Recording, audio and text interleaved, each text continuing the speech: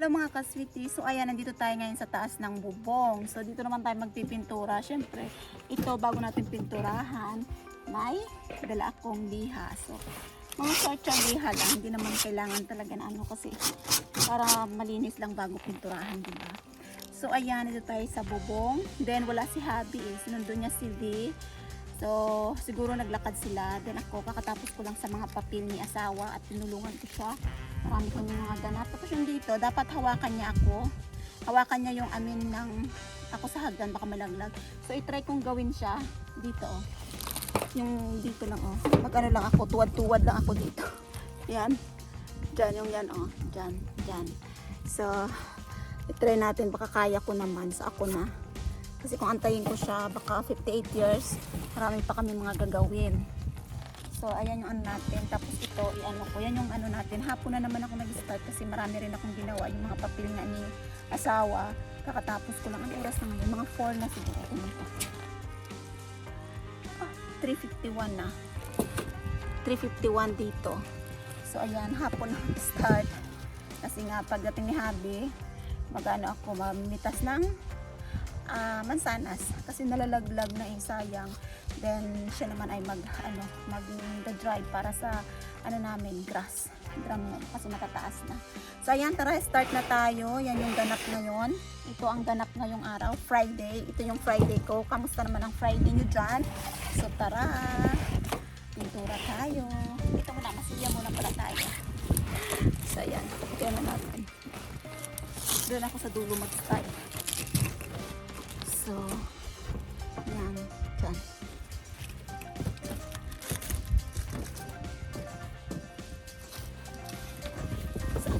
Hindi ko na nakita sa sarili ko. Wait. Hindi ko na nakita ano.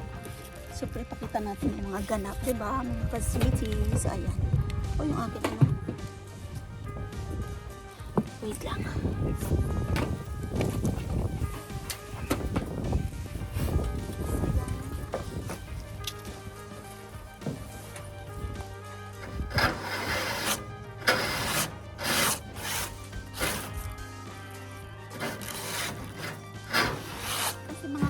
Bagong palit ko.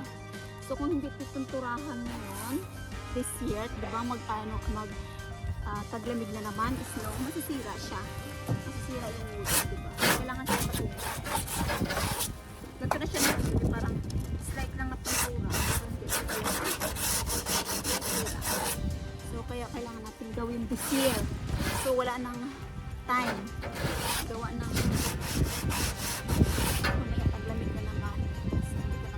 tayo makalabas. Malamig. May mga snow na, hindi naman pwede magpinturo ng snow. So, yan na yung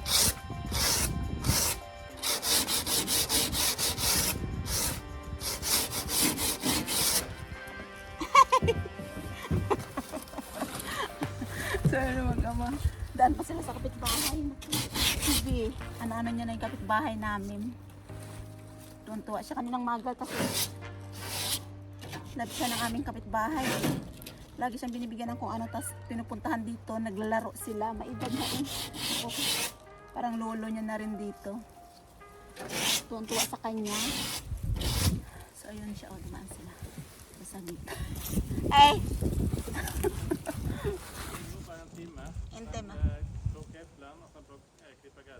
Okay. Magtrabaho daw muna siya ng 1 oras online.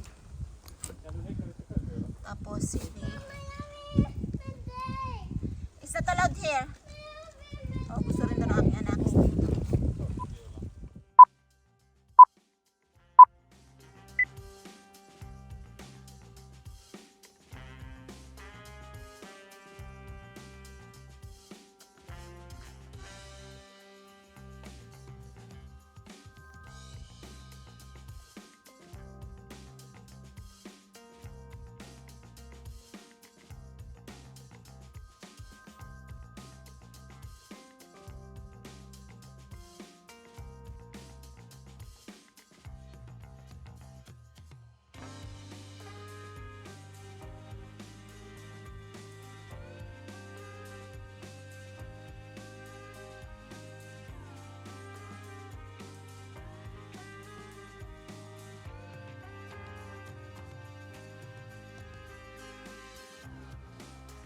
kaswiti. So ayan, si V gustong umakyat dito pagdating. Yun nga kanina, umiyak na siya kasi gusto niyang daw akong tulungan na umakyat dito. So hindi naman pwede yon.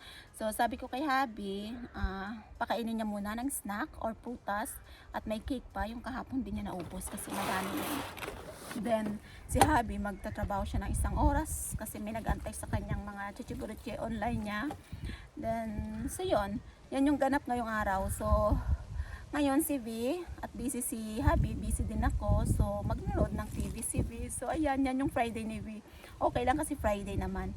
Wala lang, ako kasi pag nanonood siya ng TV, parang ewan ko, ganun lang. Gusto ko kasi naglalaro kami, yung may ginagawa kami na magkasama after ng school niya. Pero syempre, hindi yun maiwasan. Lalo na pag yung dito sa abroad, kami lang, wala namang kaming asahan na may magbabantay kay V. So yun, manonood siya ng TV. At Friday naman, carry lang yun. Para, kasi pag, diba, wala kaming magawa kapag walang mga ganyang ganap. So, yun lang na maritis ko lang. So, that's life. Yan ang buhay namin dito sa Sweden. Yan ang life ko dito sa Sweden. So, ayan. So, mga kaswiti, maritisan tayo while nagpipintura. Diba? Double purpose. Ayan. Yan ang maritis ko akin dito. Life.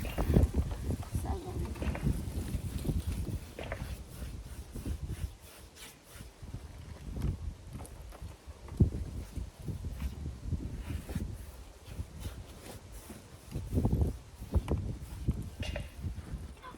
Nalagyan na ng hangin-hanginan na. Nalagyan ng pintura ko ng ano. Yung mga ano to, parang ganito oh. Yan oh.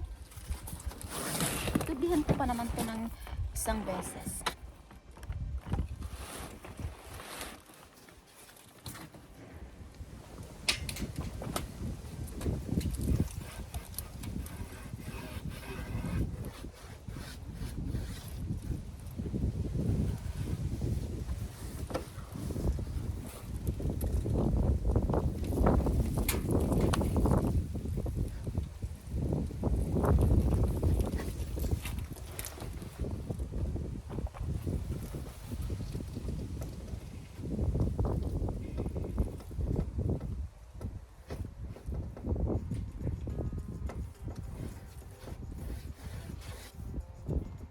So ayan mga kaswiti, wala akong ano oh.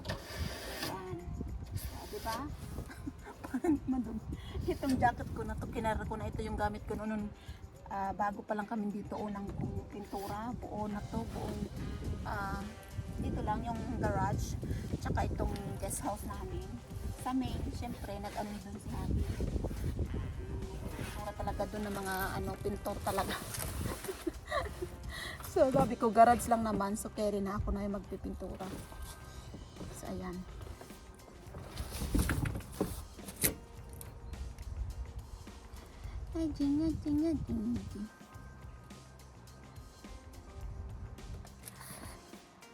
So, yung mga kaswiti, lipat tayo dyan. Ito yung hawakan sana ni Habi yung ano, yung hagdan.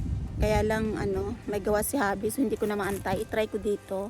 Tutuwad tayo dyan. Kaya natin. Nakakalula. O sige na, try natin yan. Carry natin yan. Try natin.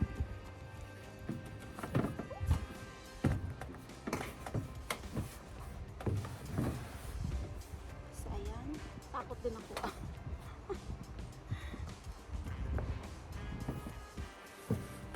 So, susunipin natin yan. Tingnan natin kung kaya natin. Kaya yan, diba? Kakayanin kasi pag no choice, diba? Gano'n naman eh. Pag no choice tayo, makakaya natin yun. Kapag di makaya, may choice tayo yung hagdan. Ilan?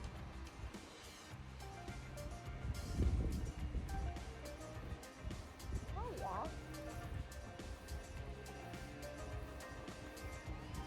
Ay! Nalagyan ng ano. Diba? Para-paraan.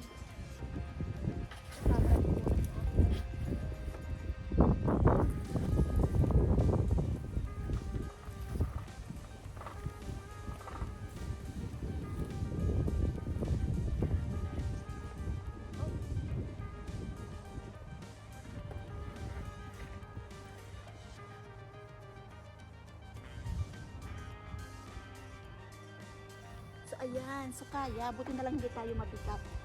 Diba? Kung mahangin, hindi tayo madadala ng hangin. Yun ang kagandahan pag mabigat. Ay, mali pala. Buti na lang hindi. Buti na lang mabigat tayo. So, kung malakas ang hangin, hindi tayo madadala. So, yan yung advantage ng mabigat. Char. So, ayan.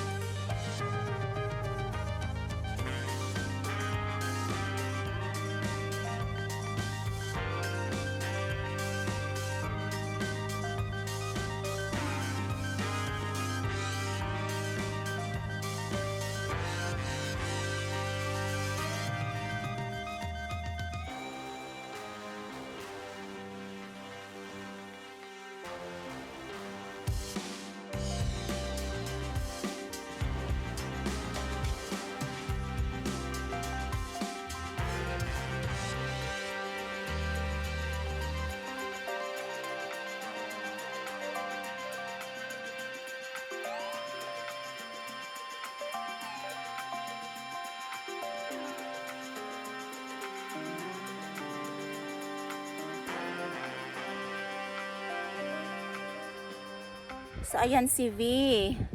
Busy na dyan. At ako dito pa din sa bubong. So, ayan. At si asawa naman ay nandoon. Nagpipitas ng, ng prutas. Ayan. So, doon siya sa compost. Nagtapon. Ayan. Busy-busyhan kaming tatlo. Yung mga pwede pa na mansanas na nalaglag. Yan, pinupulot niya. Gawin niyang juice. Tapos, ayan ang aking anak.